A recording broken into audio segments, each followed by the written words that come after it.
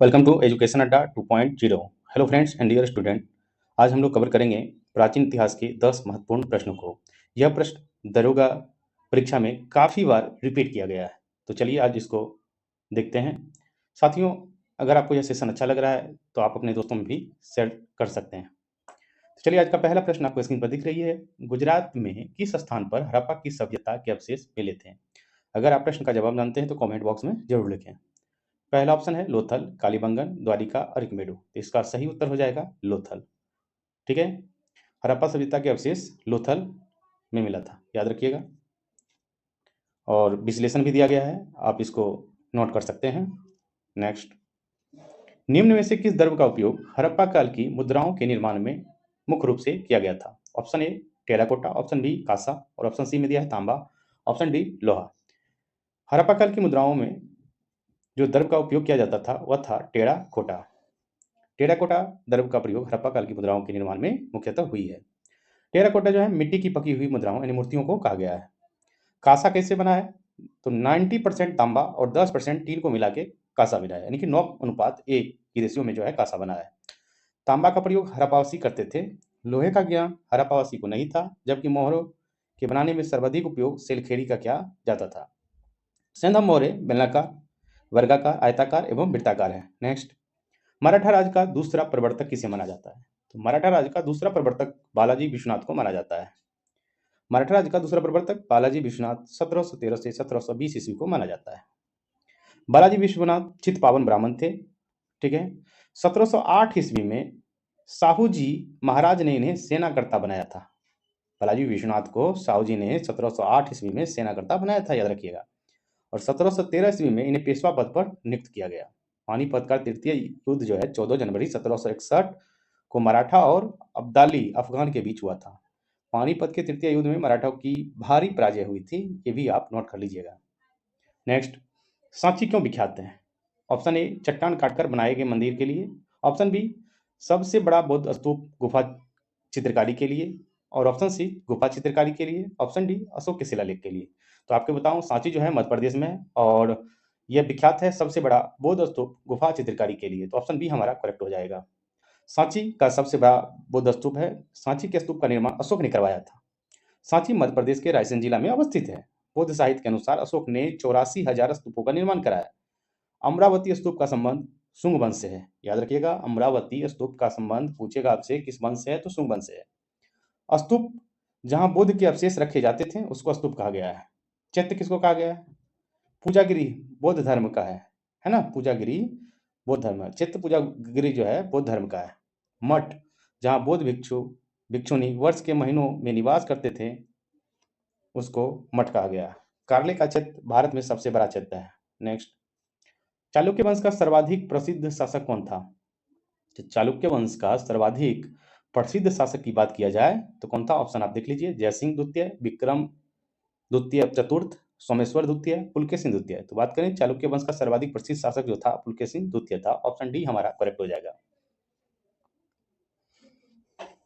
देखिए, चालुक्य वंश का सर्वाधिक शासक जो है पुलकेशिन द्वितीय के बारे में 610 कहीं 611 मिलेगा और 642 ईस्वी तक ये अपना कार्यकाल संभाले थे। पुलकेशिन द्वितीय ने हर्षवर्धन को नर्मदा नदी के तट पर पराजित किया था। पॉइंट को भी नोट करते जाइएगा। पल्लव वंश के नरसिंहम वर्मन ने 642 में बतावी पर अधिकार कर लिया और पुलकेशिन द्वितीय की हत्या कर दी थी 642 में। पल्लव वंश के नरसिम्हा वर्मन ने पुलकेशिन द्वितीय को 642 ईस्वी में हत्या कर दिया। ये पॉइंट को आप नोट कर लीजिएगा। भारत में 4 चालुक्य वंशों की शाखा थी। बतापी के चालुक्य वंश के संस्थापक जयसिंह थे और इसकी राजधानी बतापी थी। एक था कल्याणी के चालुक्य वंश के संस्थापक तेलप द्वितीय थे, राजधानी इनका मानेखेड़ था। अहिलवार के चालुक्य वंश के संस्थापक मूलराज थे। आगे बढ़ते हैं। 323 ईस्वी पूर्व में सिकंदर महान की मृत्यु हुई और कहाँ हुई थी, आप कमेंट करके बताइए। ऑप्शन में ए में है फारस, ऑप्शन बी बेबीलोन और ऑप्शन सी मैसेडोनिया और ऑप्शन डी तक्षशिला। तो बात करें, सिकंदर महान की मृत्यु 323 ईस्वी में बेबीलोन में हुआ था। कहाँ हुआ था? बेबीलोन। ठीक है, बेबीलोन में 323 ईस्वी में सिकंदर महान की मृत्यु बेबीलोन में हुई। कहा जाता है कि मालवा जनजाति से युद्ध में घायल हो गए थे। सिकंदर मकदूनिया का शासक था और फिलिप का पुत्र था। सिकंदर के सेनापति थे सेल्यूकस निकेटर। नौसेनापति की बात किया जाए तो निर्याकस था। निकेटर का अर्थ होता है विजेता। सिकंदर ने भारत के झेलम क्षेत्र के शासक पोरस को हाइडोस्पीस के युद्ध में पराजित किया। आगे बढ़ते हैं। निम्न में से वह शासक कौन था जो विक्रम द्वितीय के नाम से भी जाना जाता है? ऑप्शन ए है Kumaragupta, option B Skandagupta, option C Samudragupta और ऑप्शन डी चंद्रगुप्त द्वितीय। देखिए, विक्रम द्वितीय के नाम से जाना जाता है चंद्रगुप्त द्वितीय, और जिनका कार्यकाल 375 से 414 ईस्वी तक था। नेक्स्ट, वैदिक कालीन लोगों ने सर्वप्रथम किस धातु का प्रयोग किया? ऑप्शन ए लोहा, ऑप्शन बी कांसा, ऑप्शन सी तांबा और ऑप्शन डी सोना। तो कमेंट में बताइए क्या होगा सही उत्तर। करेक्ट हो जाएगा तांबा। देखिए, तांबा ही सही होगा। नेक्स्ट, अष्टदिग्गज निम्न में से किस राजा से संबंधित है? अष्टदिग्गज शिवाजी, कृष्णदेवराय, राजेंद्र प्रथम, यशोवर्मन। तो सही उत्तर क्या होगा? कृष्णदेव राय। ठीक है, कृष्णदेव राय 1509 से 1529 ईस्वी तुलु वंश के वीर नरसिंह का अनुज था, जो 8 अगस्त 1509 ईस्वी को विजयनगर साम्राज्य के सिंहासन पर बैठा। उसके शासनकाल में विजयनगर ऐश्वर्य एवं शक्ति के दृष्टिकोण से अपने चरमोत्कर्ष पर था। कृष्णदेव राय का शासनकाल तेलुगु साहित्य का क्लासिकी युग माना जाता है। उसके दरबार को तेलुगु के 8 महान विद्वान एवं कवि, जिन्हें अष्टदिग्गज कहा जाता है, सुशोभित करते थे। अतः उन्हें उसे आंध्र भोज कहकर भी पुकारा जाता है। अष्टदिग्गज में सर्वाधिक महत्वपूर्ण अलसानी पेधन को तेलुगु कविता का पितामह की उपाधि प्रदान की गई थी। उसकी मुख्य कृति स्वराचिस संभव या मनु चरित्र तथा हरिकथा सार है। इसको भी आप नोट कर लीजिएगा। आगे बढ़ते हैं। कश्मीर में कनिष्क के शासनकाल में जो बौद्ध संगीति आयोजित हुई थी, उसकी अध्यक्षता निम्नलिखित में से किसने की थी? Option A Parshva, option B Nagarjuna, option C Sudraka और ऑप्शन डी वसुमित्र। देखिए, कश्मीर में कनिष्क के शासनकाल में जो बौद्ध संगीति आयोजित हुई थी, उसकी अध्यक्षता ये थे वसुमित्र।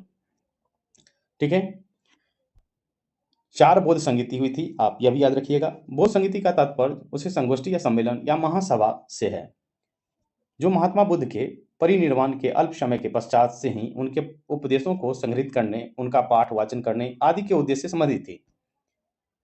इन संगीतों को प्राय धर्म संगीति कहा जाता है। संगीति का अर्थ क्या होता है?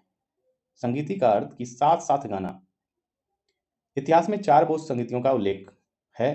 प्रथम बौद्ध संगीति 483 ईसा पूर्व राजगृह में, द्वितीय बौद्ध संगीति वैशाली में हुई थी, तृतीय बौद्ध संगीति 249 ईसा पूर्व पाटलिपुत्र में, चतुर्थ बौद्ध संगीति कश्मीर में। चतुर्थ बौद्ध संगीति, जिसे अंतिम बौद्ध संगीति माना जाता है, का आयोजन कुषाण सम्राट कनिष्क के शासनकाल लगभग 120 से 144 ईसा पूर्व में यह संगीति कश्मीर के कुंडल वन में आयोजित की गई थी। इस संगीति के अध्यक्ष वसुमित्र और उपाध्यक्ष अशोक घोष थे। इसी के साथ हमारा 10 प्रश्न जो क्यूज वाली थी वो कंप्लीट हुआ। आपको कैसा लगा आप कमेंट बॉक्स में लिख सकते हैं। चलिए, आज के लिए इतना ही। धन्यवाद।